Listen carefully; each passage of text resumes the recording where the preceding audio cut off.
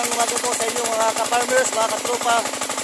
Ay kita ko po ulit sa inyo kung paano po ulit bumba at asada sa palayan.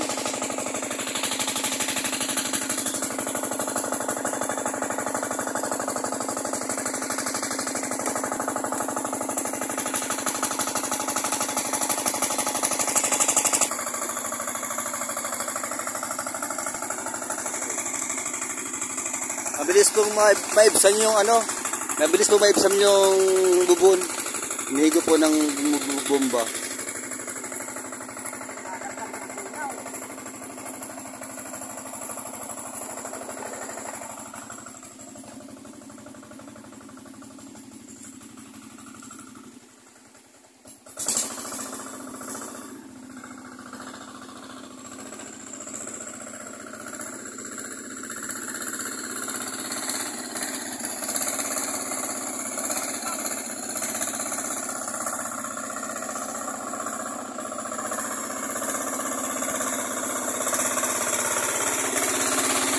Halos wala na pong makuha yung tubig.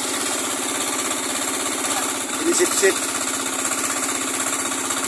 Hindi lang po yung tubig na nakadeposit po dito sa bubon. Ayan po, pinatenda nila kasi wala na po masip-sip na tubig dito sa bubon. Mamaya po ulit pa iipunin ulit yan, tubig na yan.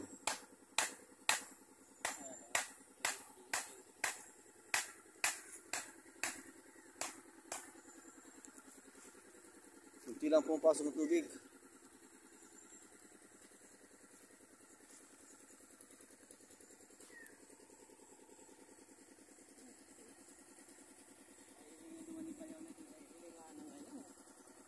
Meron din po doon pasak doon.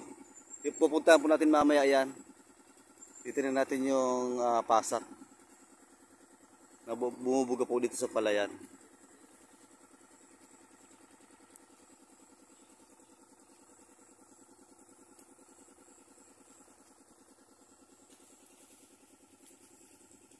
Umpisa na po kami sa pagtatanim ng palay, pagtatrabaho.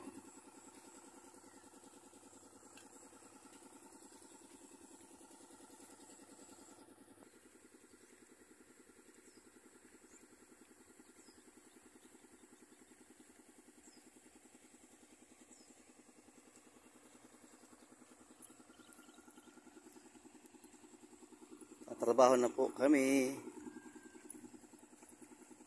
Ito naman po ang isa pang pamamaraan po sa sasaka, pagtatanim ng palay, ang inaasada po yung pilapil. Inaasada po siya. O ka-farmers, kaway naman dyan.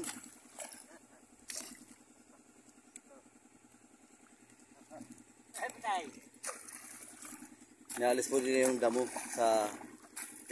sa basog sa pilapil.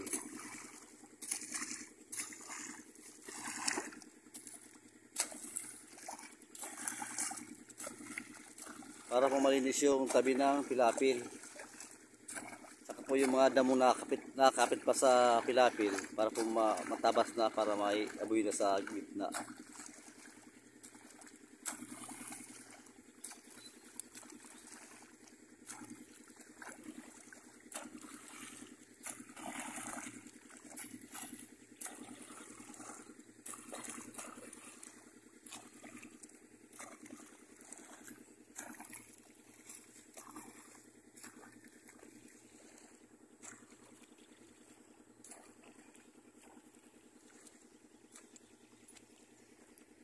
Lawak po ang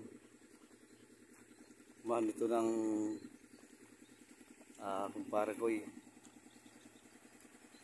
yun po, bali meron po doon pasak yung bomba. Papakita ko po sa inyo rin yun mamaya.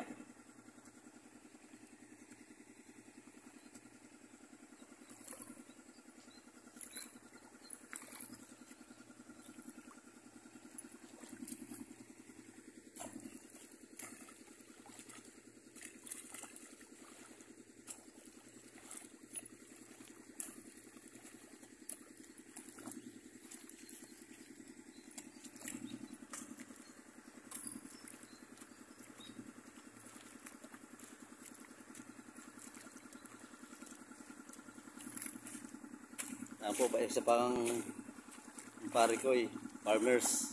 Parikoy! Mainit na. Trabaho lang.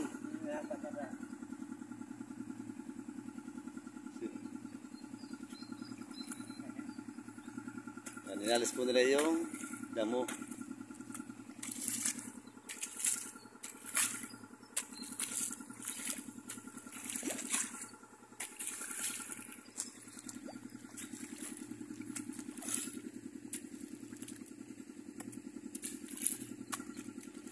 Para po yung damo na yun, magitna po yun. Damo na yun para magitna. Para di na po siya tumubo, inasada na po siya. Papunta sa gitna.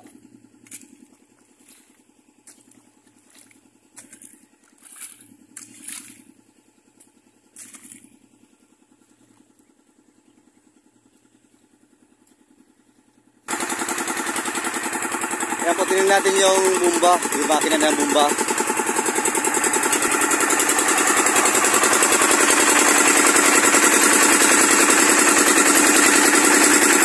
Yung water pump, makina, yung tubig.